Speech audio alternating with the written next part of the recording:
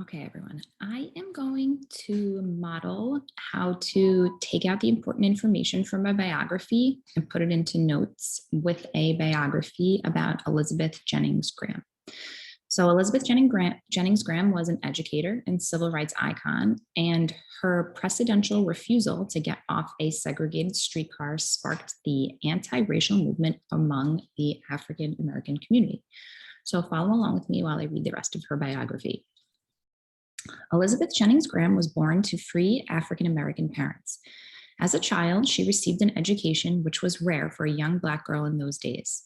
At the age of 10, during a meeting of the Ladies Literary Society of New York, an elite Black woman organization promoting self improvement, Jennings delivered a speech that her mother wrote called On the Improvement of the Mind, encouraging Black women to take action.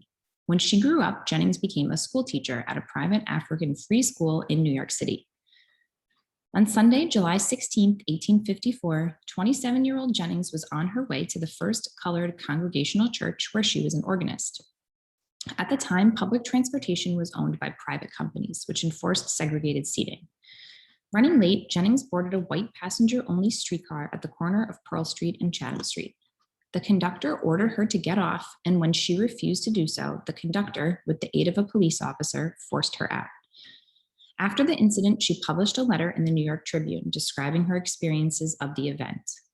The letter received national attention and inspired the African American community in New York City to establish a movement to end racial discrimination on streetcars. Jennings and her father filed a lawsuit against the driver, the conductor, and the railroad company. They won the case and received $225 in damages.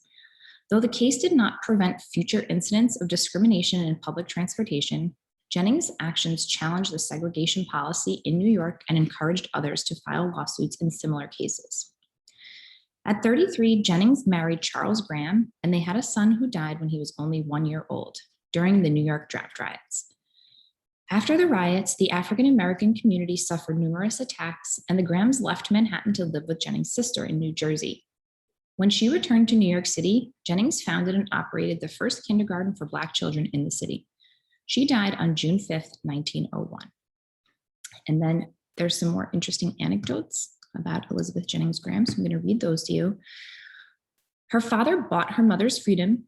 Her father, Thomas L. Jennings, was the first African American holder of a patent in the United States. The lawyer who handled her case in court was the 24-year-old future 21st United States President, Chester A. Arthur. She was later called the New York City Rosa Parks. New York City co-named Elizabeth Jennings Place at the corner of Spruce Street and Park Row after a campaign by children from a nearby elementary school. And during 2021, so during this year, a statue of her will be placed next to Grand Central Terminal. Okay, so now that I've read my biography, remember that I'm going to use the graphic organizers to keep track of all of the important information. So I'm going to start with her physical traits. Now, remember that physical traits are what the character looks like on the outside.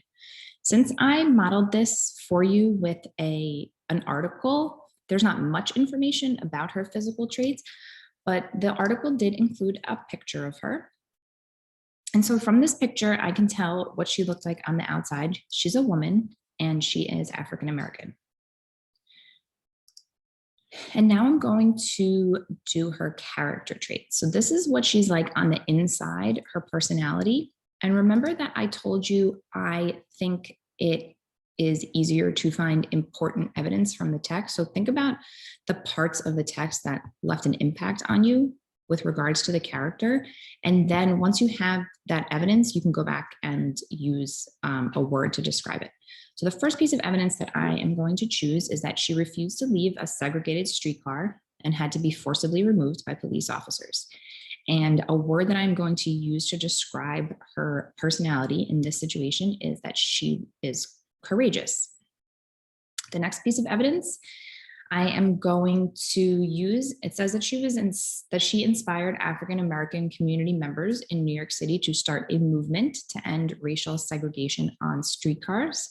And the word that I am going to use to sum up that piece of evidence is that she was persistent. So she didn't give up. After she wrote the letter to the New York Tribune, she then filed a lawsuit, and she continued to fight for an end to racial segregation. And then the last piece of evidence is that she founded and operated the first kindergarten for Black children in New York City. And because of that, I am going to say that she was caring, because obviously you have to care a lot about children and your community to start and run a kindergarten. Okay, so now I'm going to go back into the article and look for the information that I need for my story map. So remember, it starts off by the character. So our character is Elizabeth Jennings Graham. And then the setting is New York City. And more specifically, it was where the most important part of this story about Elizabeth Jennings Graham took place was on a white passenger only streetcar. And then I need to look for the time period. So this article, the event where she refused to get off the streetcar happened in 1854. So I'm going to say 1854, but the article actually spans through her life. So mid 1850s to late 1850s would be okay to represent all of those years. And now I'm going to look for my 5 important events in her life. So the first one is, of course, the event where she refused to get off the segregated streetcar and had to be removed by the conductor and a police officer. And then because of that, she published a letter in the New York Tribune, which was a newspaper, to describe her experiences. And the letter received national attention, which means that it was received attention all over the country. And she inspired an end to racial discrimination on streetcars. The next important event is that she and her father filed a lawsuit against the driver, conductor, and railway company, and they actually won. And because of her lawsuit, she inspired others to file lawsuits in similar cases. So her lawsuit didn't end the discrimination in transportation, but she encouraged other people to fight back against it. And then lastly, she founded and operated a kindergarten for Black children in the city. So let's see how that looks on the story map. So remember, the main character is Elizabeth Jennings Graham. The setting is New York City, specifically on a streetcar. And the story takes place in 1854 or the mid to late 1800s. So for the important events in Elizabeth's life, I already highlighted them. I'm just going to pop them in here. So she was forcibly removed from a streetcar in New York City because she was Black. Remember when we did the lesson on taking notes? When you're taking these type of notes, you don't have to write complete sentences. So make sure you're just keeping track of the treasure words, the verbs, and the adjectives.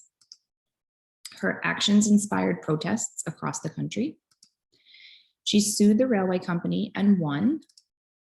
She set a precedent for later trials on segregation, and she opened a kindergarten for Black children in her home.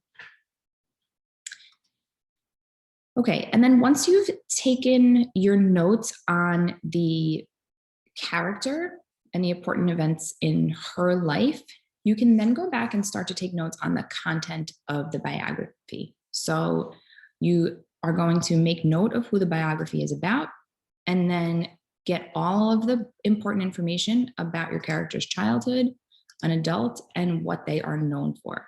So with the important events, you just sort of highlighted the main idea of the event. Now with this note organizer, you're going to go back and get all of your details. And I'm going to show you how to do that in the next video. Have a great day, and I will see you soon.